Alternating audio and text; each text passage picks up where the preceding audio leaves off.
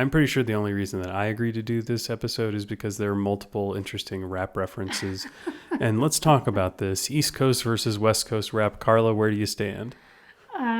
Smack in the middle of the country. I don't have an opinion on this. I like rap. I like rap a lot, but I'm not like super into it where I could tell you the details of like who lives where and what rivalries exist. And I just flat don't know. I'm crushed. I'm so crushed. You can't possibly be surprised at that. No, I'm not even a little bit. Geography is not your strong point. It's okay.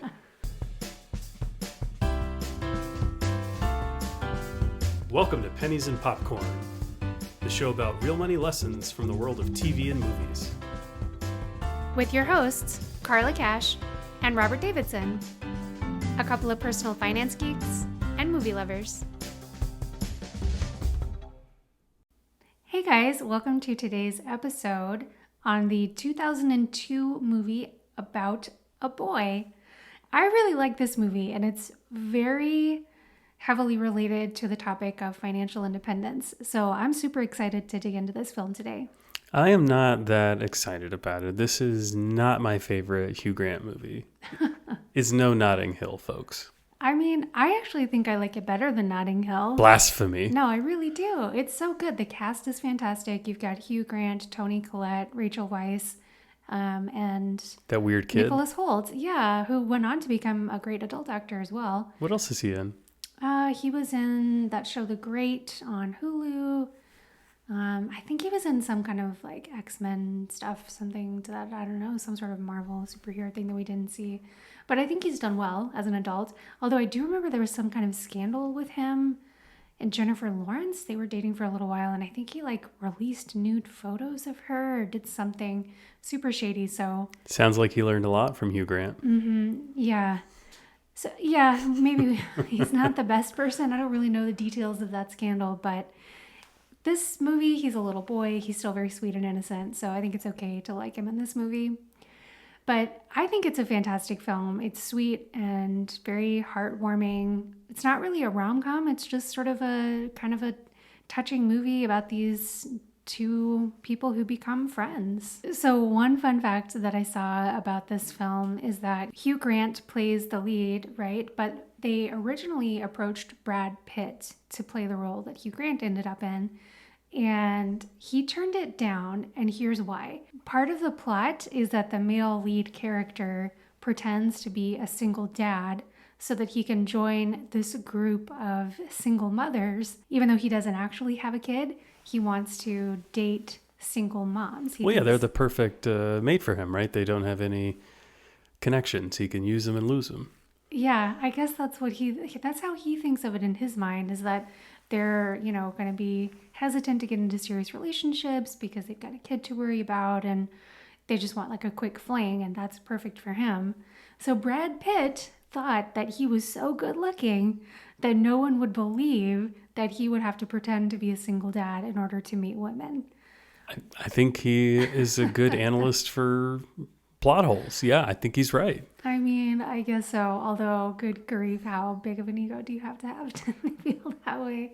I don't think Hugh Grant would have to go to those steps either. Yeah, I don't either. But Hugh Grant did it. And I mean, he does a really good job in this role. So it was all right.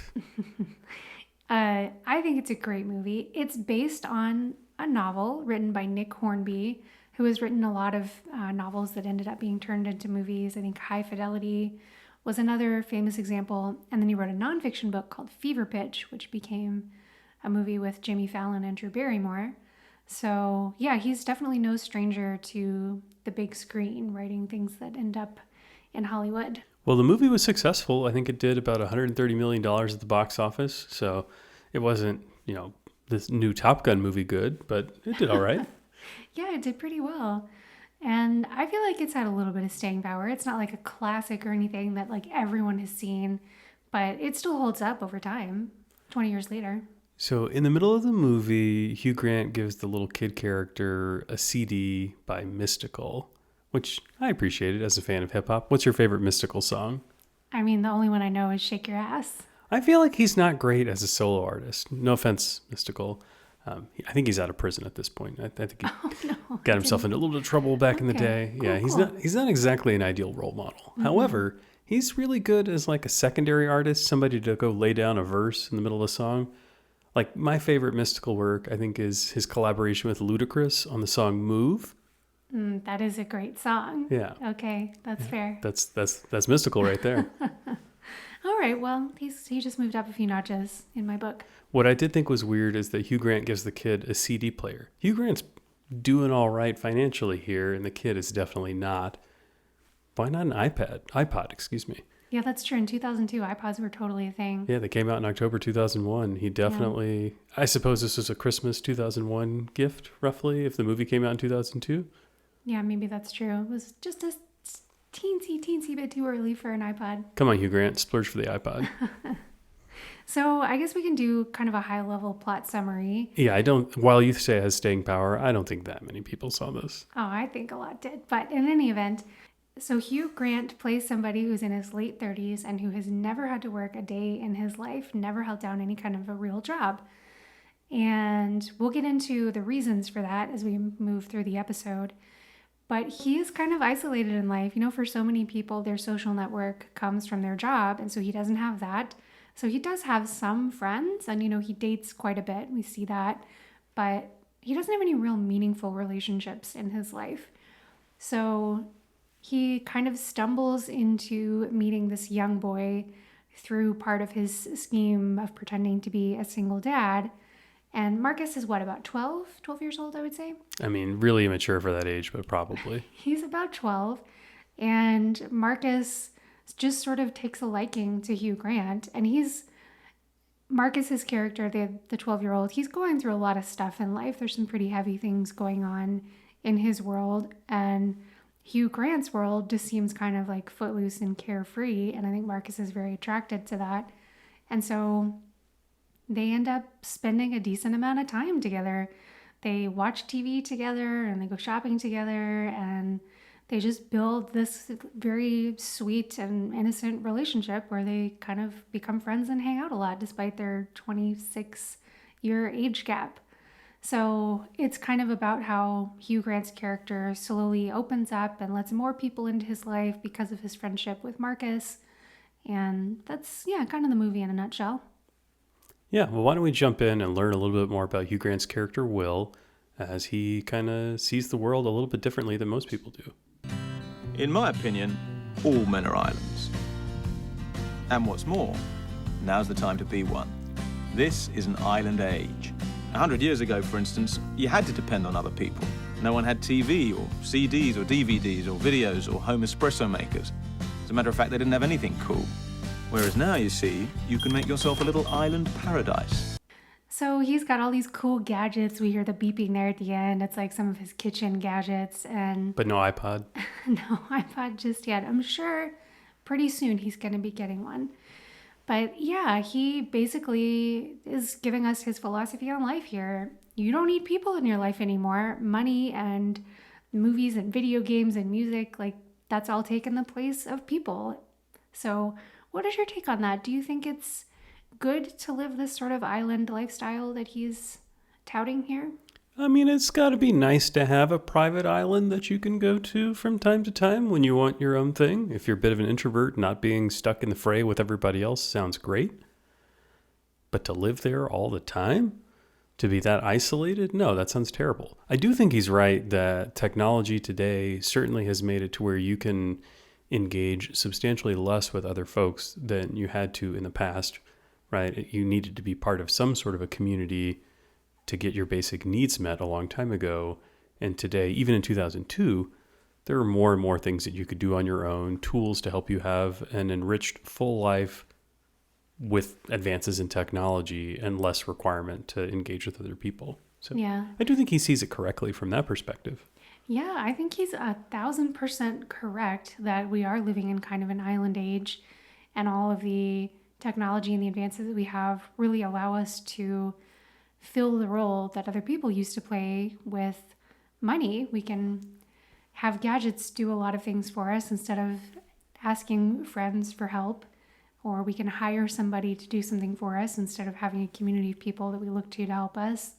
So it's very true that money really can replace having a big community.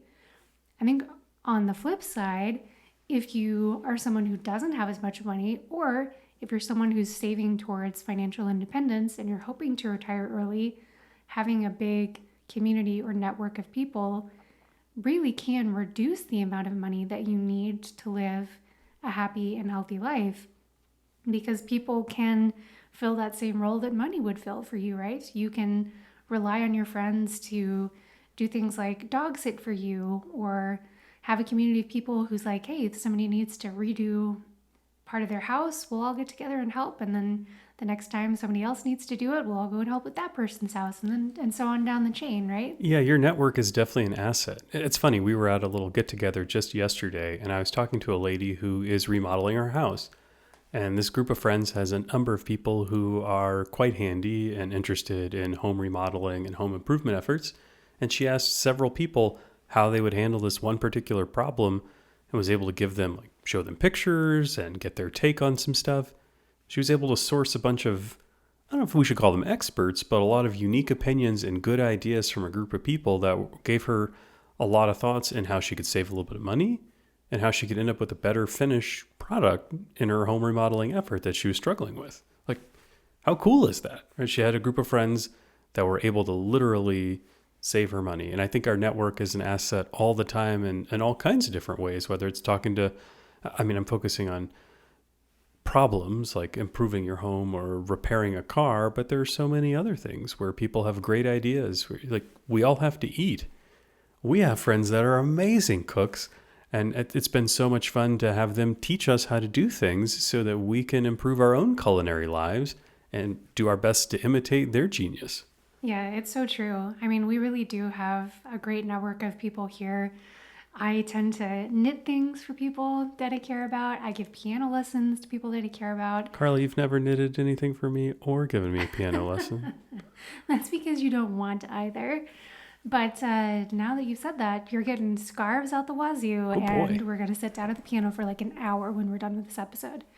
No, but I mean, for people who do want to learn piano or who do get excited about handmade sweaters and scarves and stuff, that's something really fun that I feel like we can give to people. And in return, we get usually food. We get lots and lots of food because everyone we know seems to be like a world-class chef around here. It's kind of embarrassing. We can't live up to it. But yeah, I think of our network as not just something that enriches our lives and that's wonderful and enjoyable, but genuinely is like almost a financial asset. We have people that we can rely on when things get tough, and vice versa. We love to be there for our friends when they need us. So I do think he's really missing out on that whole aspect of life. And as we're going to learn, he does have a lot of money from kind of an odd source in his life, but he's using it to replace something that I think can actually be a heck of a lot more rewarding than just having those dollar bills. Well, yeah. I mean, if we look at the real world, people drift into this island situation on their own all the time, and I don't think it's an intentional choice. It's like they retired or they got laid off or their kids graduated and moved out of the house, and they no longer have the social outlet of taking their kids to soccer practice or going to the cheerleading thing or, being at the water cooler every day with their coworkers. And they do get into this island mode, and they're sort of self-reliant on their own in their house, dealing with their gadgets because their lifestyle suddenly, for whatever reason, has less of a social layer to it. And it's kind of tragic, right? People lose a lot. It leads to some people to spiral into some pretty terrible depression and just less healthy efforts and activities than they would normally be a part of. Yeah, it's so true. And people find different ways of coping with that. So let's take a listen to our next clip where we hear about how Will, played by Hugh Grant, kind of structures his day and thinks about how to fill his free time. The important thing in island living is to be your own activities director. And I find the key is to think of the day as units of time, each unit consisting of no more than 30 minutes.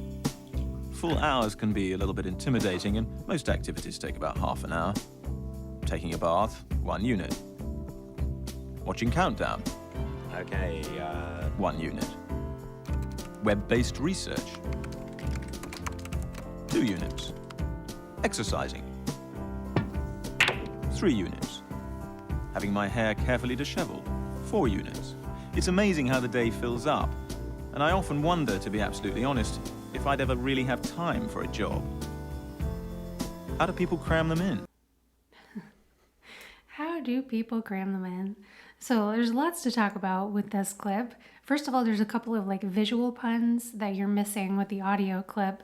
So the first is when he talks about doing web-based research. That's porn. The second is when he talks about exercise. You might have been able to tell from the click of those balls that you heard there. He's talking about playing billiards. That's his exercise. So, Carla, the website that he was on, I think it was a picture of like the Pope Mobile or something like that. And he was typing in a URL. I don't remember the name of it. I looked this up a few weeks ago. I think it was something like celebritieswithseethroughtops.com or something like that. Apparently, this is a real website and it has a picture of the Pope Mobile like it was on a screen in the movie. That's funny. Yeah, it sounds like a great website. Who doesn't want to see a Pope Mobile? I haven't been Googling that. I don't know. So he's talking about how he fills his days, right? So let's go down the list. He talks about eating meals, watching TV, Bathing, playing billiards, taking a bath, going to the hair appointment. I can't imagine he gets his hair done every single day. I don't think he's that wealthy. Yeah, surely he's not talking about getting his hair done for 2 hours a day, right? He calls that 4 units. Each unit is half an hour. Well, you got to get there. Got to get back. I suppose that's true. Still, I don't think I've ever spent 2 hours on my hair in any capacity. Oh, we know, Carla. We know. Well, fair enough. But so those are the things that he's doing with his time, right? And I have to say, I don't feel like those are the best choices for him because he doesn't seem to get any real challenge or fulfillment out of any of those activities, right? These are all very passive activities, maybe except for playing billiards, which is a legitimate hobby that, people can get really, really into. He doesn't seem to be that into it. It's just sort of something he does passively to pass the time. And I think that's kind of the mentality that seems so off-putting about the way that he lives his life, is he's literally just passing time. Well, I think for somebody in his late 30s, he's doing what many people vision, what they have in their heads is what their retirement is going to be like when they're in their 60s or 70s. And I think what happens to most of them is they realize that this isn't quite as fulfilling as they hope for, and they look for something else. But I do think when many people hang it up, they have some adventurous travel, or they take on some new challenges that they're really excited about, or they dig deep into a hobby that they've been interested in. And then it kind of slows down and they get into a rut of watching TV and doing the same thing and being on an island like this and being so isolated and filling their day with things that just don't ultimately add up to anything that would make them particularly excited. Yeah, I think you have to be really, really careful whether you're striving for financial independence at a young age, like we see this character having at age 38, and apparently his entire life, since he's never worked, or you're doing it at a traditional age of like 65 or 70, you've got to plan for how you're going to spend your time and be really proactive about going out and finding challenging things, rewarding things. The thing that most people seem to have in common is that any time where you're giving of yourself, you're helping somebody else accomplish something, that's where you get the biggest sense of fulfillment and just like true happiness seems to come from that. So I think a lot of retirees who do it well, that's where they kind of land, is some sort of semi-career or just volunteer work that has them giving back in a meaningful way. I think there's a lot of value in intentionality. Inertia plays a bigger role than we ever think about. And there's a lot of value in planning your days. If you just look at the two of us, we're not above having a wasted weekend, right? This happens to us periodically where we don't have anything planned. We don't really have any particular ambition or drive or something we're excited about doing over a weekend. Maybe the weather's a little bit dismal or gloomy. We will end up laying on the couch on the Saturday morning, watching some program that we're excited about with the thought of maybe doing something more worthwhile in the afternoon. And then before you know it, it's dinner time and the day has passed us and we haven't made very good use of it.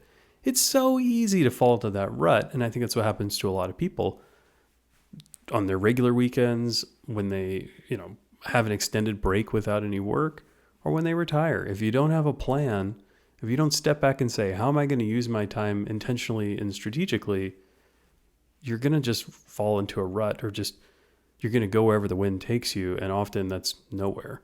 Yeah, I think that's very true.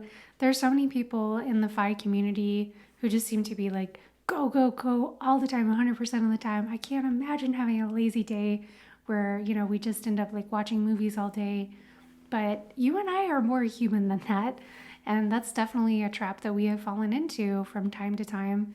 So I think, one, being honest about it is always good. And two, trying to intentionally think about, okay, how can I plan for trying to minimize the number of days that I have doing that?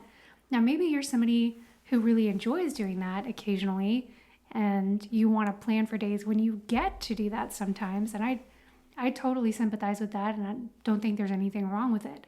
But I do think it can become problematic if that's just your default and you don't take the time and effort to plan for something that will be more rewarding, that you'll look back on in 10 years and think, man, I remember the weekend we hiked that beautiful mountain, or that we did that project in the yard, or even just, took a lovely walk with our dog and came back and cooked a lovely meal. Those are the kind of memories that will last and make you feel like you've had a rich, wonderful life. So, Carla, you are about the same age as Hugh Grant's character in this movie. I'm exactly the same age. So you have left your big law job, right? Mm-hmm.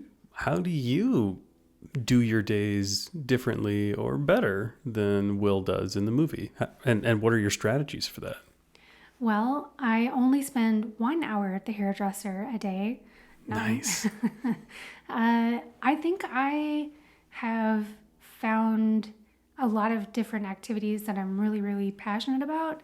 So I don't have to motivate myself to get up and do those things. How much web-based research are you doing? That's personal, Robert. I can't comment on that. But in all seriousness, I have found activities that I am genuinely excited to do. So just to take a couple of examples, right now it's gardening season here. So I'm really excited about going out and checking on our vegetables all the time. And I get so happy when I see a vegetable sprouting, or even just the leaves, the little seedlings coming up out of the ground. Sidebar here, Carla planted some pumpkins not long ago. They are starting to turn into something real, and she is over the moon about it. It's very exciting. So I'm so pumped to go out and check on them and water them and weed around them and just take care of them, I'm really, really into the piano. I teach a few people and love to play and practice pieces that I'm working on. So I don't have to drag myself off the couch to go sit down at the piano. I can't wait to get to the piano. I read a lot. I learn Spanish. I have a Spanish group. I do a lot of knitting. And on top of all that, I do have a kind of job, a part-time job. I have my own law firm where we do immigration work and we take cases that we're really passionate about. So I have some kind of, quote, real work to do as well.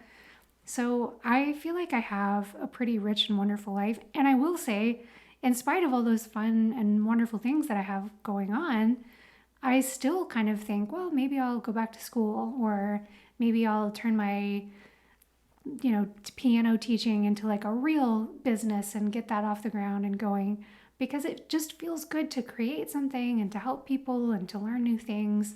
So it doesn't feel too hard to not live the kind of life that we see the Will character living in this movie. So my life is very much structured by the work week at this time, right? And that's what drives me every day. I kind of know what I'm going to be doing when I get up because I have a calendar of appointments and goals that I want to accomplish for the day. Do you do that? Do you have it's Tuesday and I'm really excited to complete these 3 things? Or is it more of a free-flowing experience for you? It's a little bit more free flowing. I do have like a certain number of fixed appointments in the week for piano lessons and some work appointments. And like our Spanish group comes over on Thursday night. So I do have some things that provide a little bit of structure. And I will say I do think that's really important to have some set appointments so that you don't get completely sucked into just whatever, whenever. At least for me, I think that's a good idea. But no, I get to kind of wake up every morning and think, okay, I have this that I have to do at like 2:00 today. I've got X number of hours between now and then. That leaves me this amount of time to go take our dog for a walk, which is usually pretty long. And, eat meals. That is a unit of time that I guess I do think about in the same way that he does, cooking dinner and dealing with meals. And then I've got, this amount of free time. I can sit down and work on piano for a long time, or I can do some chores around the house. I mean, I do have a lot more flexibility than that.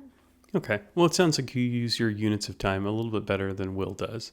Let's jump into our next clip where we hear a little bit about some of the people in Will's life who maybe are of the same opinion that we are, that he could be doing it a little bit better.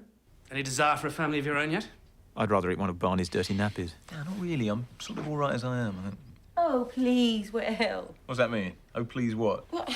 Look at yourself. You're 38 and you've never had a job or a relationship that lasted longer than 2 months. I wouldn't exactly say you were okay. I mean, I would say you were a disaster. I mean, what is the point of your life? Bloody hell. Well, no, you're probably right. There's probably no point to my life, but thank you for bringing it up. So do you think he's really a disaster? I mean, that's pretty harsh, by the way. Yeah, it is pretty harsh. Although, as friends, I think we have a duty to help people see their blind spots. So, a brutal honesty, there's a time and a place. Yeah, I suppose that's true. I would not call it a disaster. I mean, he's not actively hurting anybody, including himself, really. Like, He's fit. He seems reasonably healthy. I suppose. He's just sort of flat and uninspired in life, which is not good, but I wouldn't call it a total disaster. I mean, there are like a drug addict or somebody who's actually hurting other people, someone who's a criminal. Their life, maybe you could call that a disaster. Although even then, I would never give up on anybody. But I don't know. I do think she's being a little bit harsh here. But I think the bigger question to talk about is, what is the point of his life? What's the point of my life now that I don't have like a full-time job anymore? What is the point of anybody's life? Is it just to have a job? Is the whole point of your existence to work as an energy engineer? Yes, you have me pegged. That's it. No, I mean, gosh, I think everybody would be better off if they took the time to write some sort of a mission statement about their lives. That said, I've never done that. But if you had written some sort of mission statement, the tactics that you would use to go accomplish it would evolve over time in the different seasons of your life, whether you're starting a family or in school or changing careers or approaching retirement. The way that you would move towards that mission statement and take action on the things that really drive you towards your broader goal will evolve.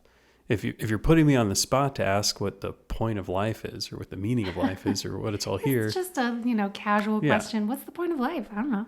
I mean, to me, it is to make the most of it for you and your surroundings, right? It's to go and do things which enrich you and bring you joy without doing so at the expense of others.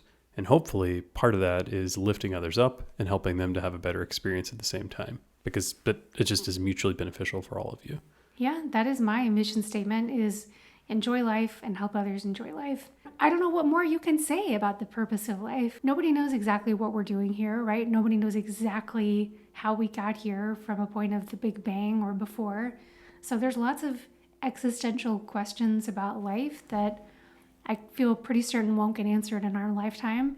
So I think part of life is just accepting that mystery and trying to not get too bogged down in the mystery, but enjoy what we do understand and what we do have with our limited time here.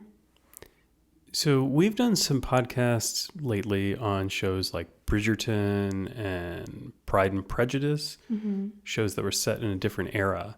And in those eras, it was like, look, you were frowned upon for working. Here we are in this 2002 movie, and Hugh Grant is being frowned upon for not working. Like, when did that change? What's the cause of that? So in the Bridgerton era, it was basically considered like the gentlemanly thing to do to live off the backs of someone else's work, right? And today we really look down on that. I would say that changed probably around like the early 1900s. That's kind of when the whole Regency era England model started to crumble a little bit. And today it's seen as much more admirable to work in basically terrible conditions, right? to like slave away all day, every day in an office and take limited time off, limited time with your family. Like that is the model that a lot of people aspire to today. So I do think there's awful things about both of those models, right? Certainly awful to live off the sweat of someone else's labor, but it's also pretty awful to live in a model where you're being pushed to work like insane hours yourself and not get enough of a break. So I would argue that that's changing a little bit in society today. I think a lot of more progressive companies are offering more flexible work arrangements, right? They realize that people have different goals and ambitions and family setups, and there are more places where you can get a part-time job. I think that was part of the appeal of the gig economy to so many people. They could find something that worked for them and engage in it to the level that made sense for their work-life trade-off balance that made sense for them. But even big companies, I think more and more offer roles that you could take in some sort of part-time capacity if the full-time contribution is not up your alley. If it's not what brings you joy, there are a lot of places that can hire you to do productive things that you'd be excited to do for, 4 days a week, 24 hours a week, whatever it is. Yeah, I do think we're like right at the beginning of seeing that major shift in our culture, because even just 5 years ago, I don't feel like that was the case at all. COVID has obviously had a lot to do with that, right? It really pushed people to value flexible work arrangements and work from home. And then once they had a taste of it, it's like, oh, I don't want to go back to having to have these long commutes and spend so much time at the office. Isn't there a country in Europe right now that's piloting a 4-day-a-week work week to see what the effects are? I feel like I read about that, but I can't remember what country it was. Yeah, I don't either, but I'm post-episode. Let's look into this.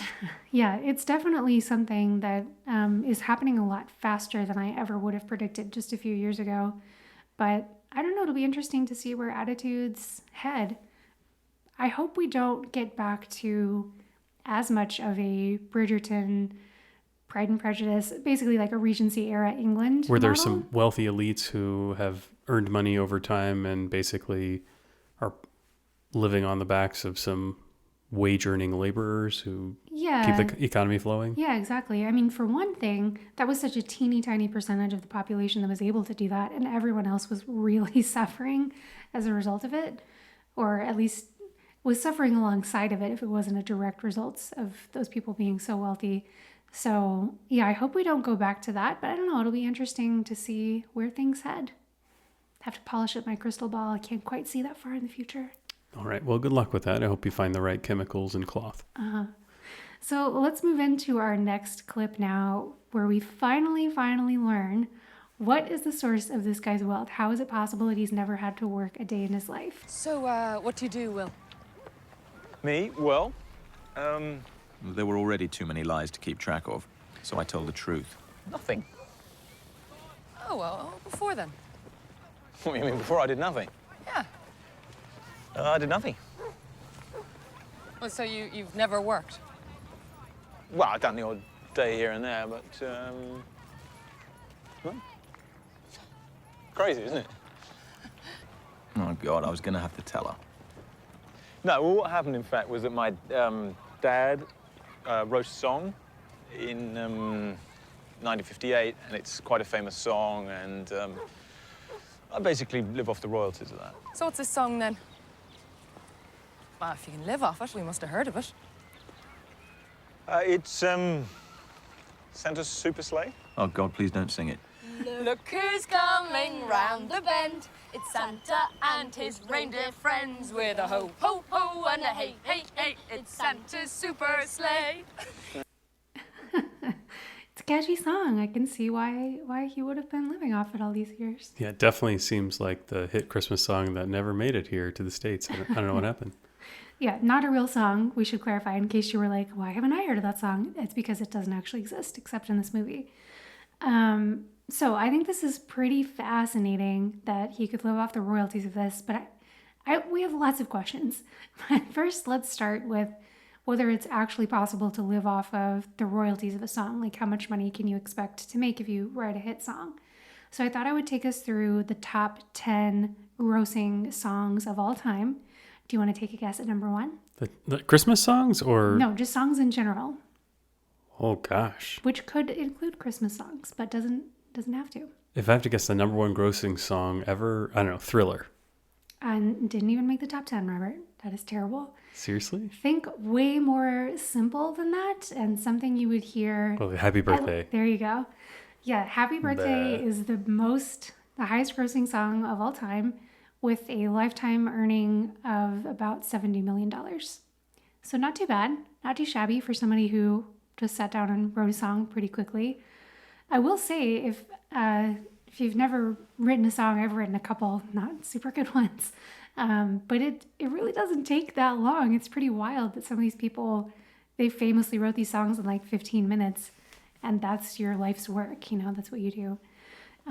So I'll just quickly take you through the rest of the top 10 because you've definitely heard of all of them. And there are a couple of Christmas songs in here, which is pretty fun. So next up on the list, we have White Christmas, $66 million. Who's paying that? Like, where does this money come from? So it comes from several different sources. One, if it's featured in any kind of like movie or TV show, you've got people paying you for that. If it's played on the radio, you've got people paying for you for that.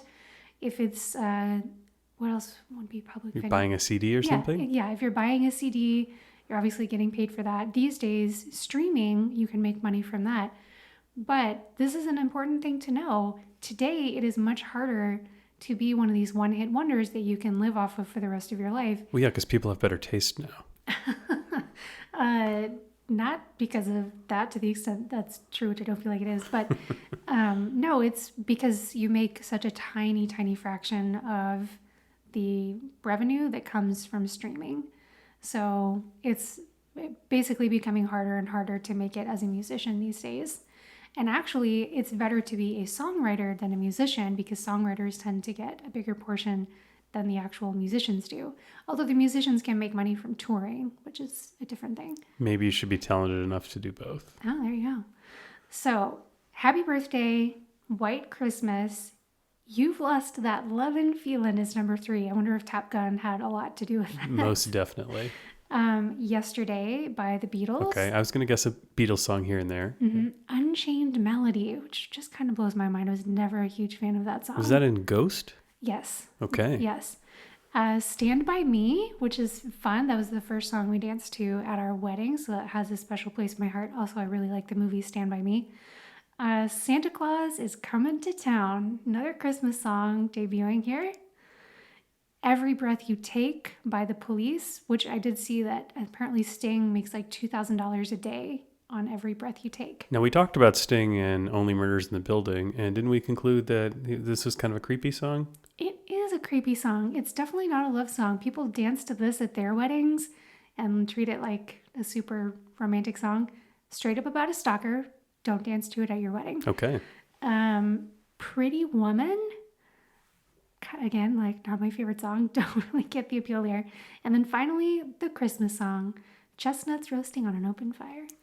What about Mariah Carey's All I Want for Christmas Is You? So I actually specifically did look up this song because it's such a famous Christmas song that's very polarizing. It's more modern, right? Love it or hate it. I'm in the hate camp.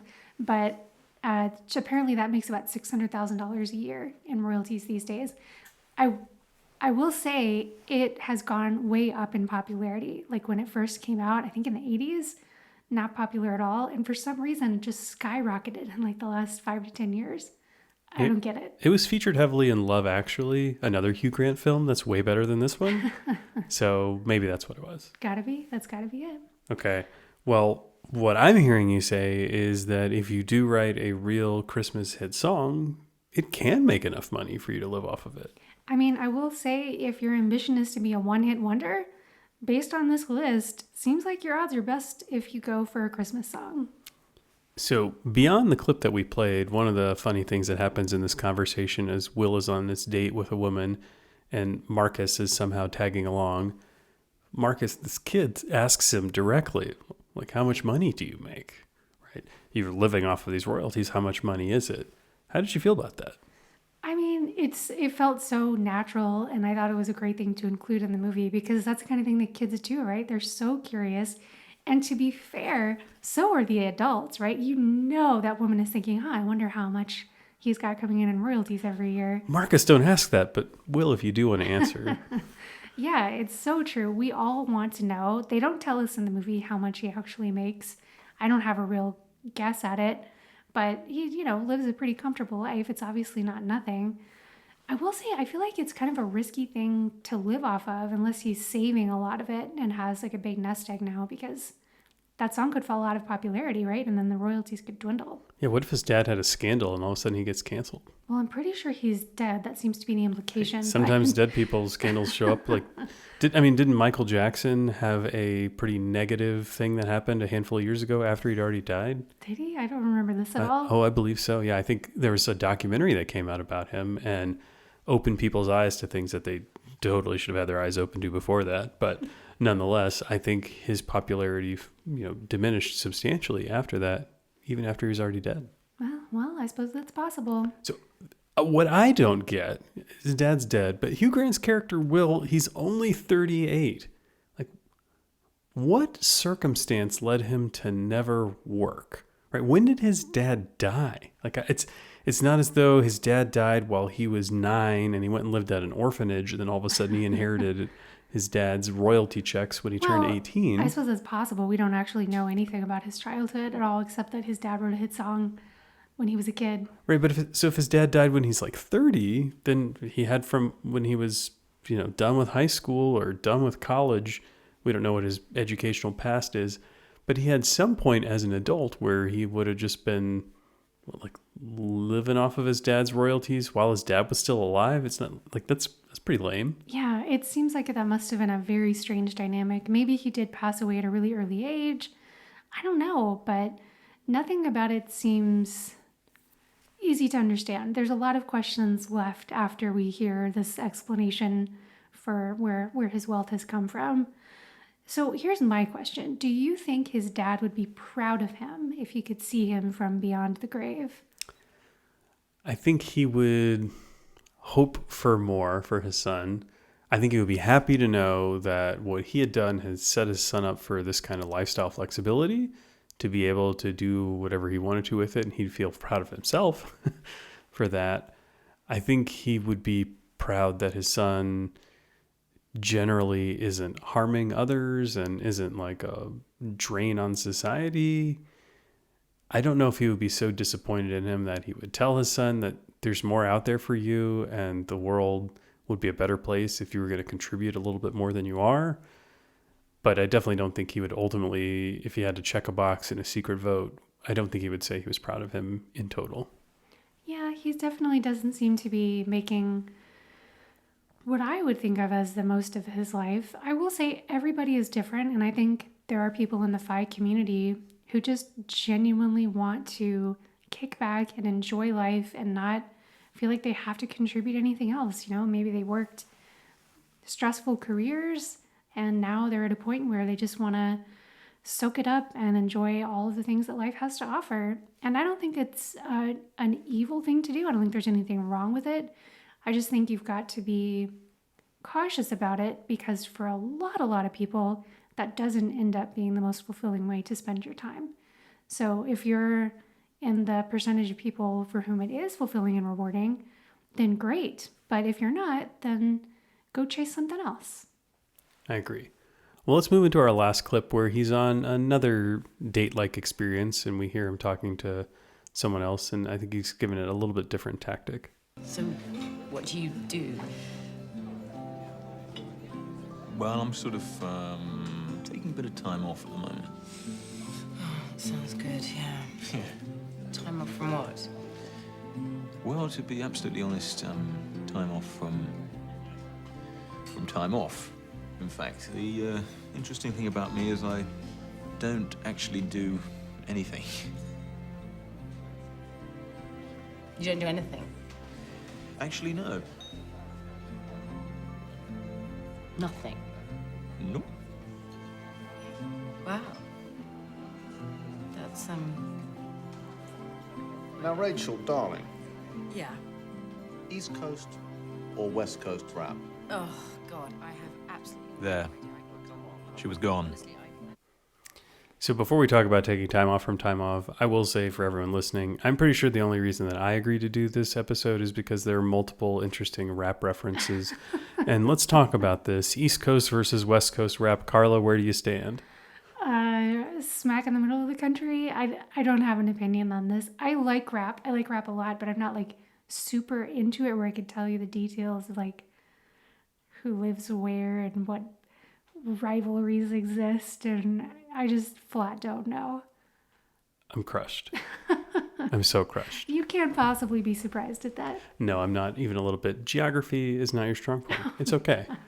Now, what I thought was kind of funny is that this movie came out in 2002. Like, if this were the late 90s, sure, we can have an East Coast versus West Coast rap discussion and talk about whether or not, Puff Daddy and Notorious B.I.G. are better than Snoop Dogg and Tupac and Dr. Dre. Like, you can totally have that kind of disagreement if you want. But it's 2002. At this point, the Gulf Coast, the New Orleans rap scene has come about. You got Cash Money Records, you got No Limit Studios. Nelly had risen to prominence. The whole I do like Nelly. Yeah, the whole St. Louis rap scene had really come to prominence. Yeah. Eminem was a fixture in the hip hop community at this point. So Detroit and D12 are starting to pop. Sure. Atlanta had come to surface at this point. You got Outkast and all those guys. I mean, yeah. So I feel like this was not a very timely reference. I don't understand what was going on with the East Coast versus West Coast rap, like 5 years too late.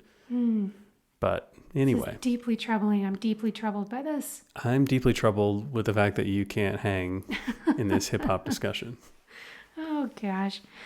Well, setting the rap battles aside, let's battle over what's going on in this conversation.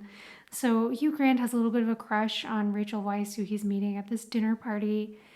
And the thing I find so fascinating about it is the way that he talks about what it is he does with his life. So we've talked before in the podcast about asking people what they do for a living, right? That's such a common question for people to ask. I will say she phrases it not as what do you do for a living, but just what do you do, which is also very common. But I do think that leaves the door open for him to just talk about what it is he does with his time and not necessarily how he gets a paycheck.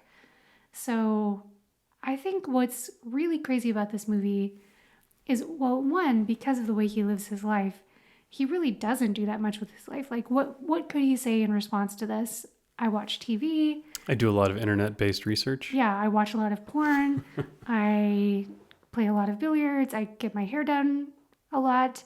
Like, those are the real answers to that question. Everyone does something, right? No one truly does nothing unless you're like in a coma. Well, at this point in the movie, why couldn't he say, oh, I've been dedicating a lot of my time to mentoring a young child who is coming from a home where a mother is suffering from mental health issues. And, I'm able to provide a piece of stability in an existence where this kid is really struggling. Yeah, that's so true. At that point, he's really befriended Marcus and they've been spending a lot of time together. So, yeah, there are ways that he could have phrased this a lot better. And I do think this is something that people in the FI community struggle with is what do I do? What do I say when people ask me what I do for a living?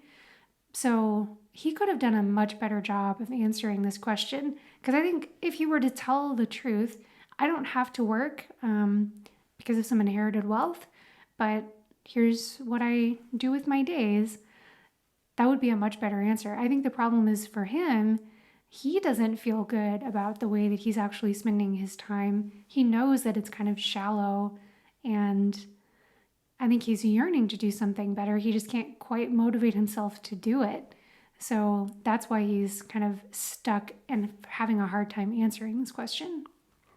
Yeah, I have to imagine that if you're going to tell people that you don't do anything, and that's the way that you answer it, and that's the way that you really feel about your life, it's going to have an impact on your relationships. And obviously, he's excited about island life as he describes it.